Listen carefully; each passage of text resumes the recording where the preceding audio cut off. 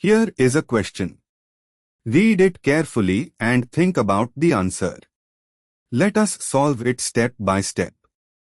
Let us begin solving this step by step.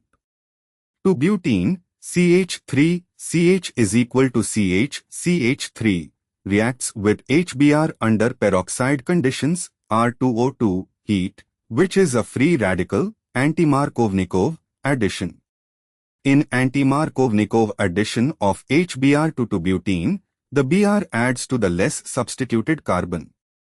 However, since both carbons of the double bond into butene are equivalent, both are internal carbons bearing one CH3 and one H, anti-Markovnikov and Markovnikov addition give the same product, to bromobutane, CH3, CHBr, CH2, CH3.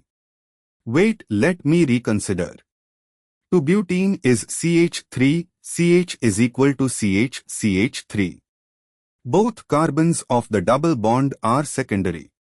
Anti-Markovnikov addition places Br on C1 or C4.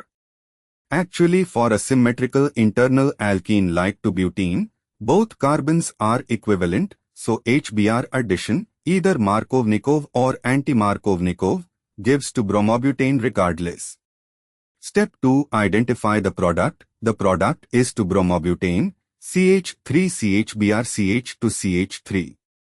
C2 is a chiral center, bonded to CH3, Br, H, and CH to CH3, all four different groups. Step 3. Stereochemical analysis of free radical addition.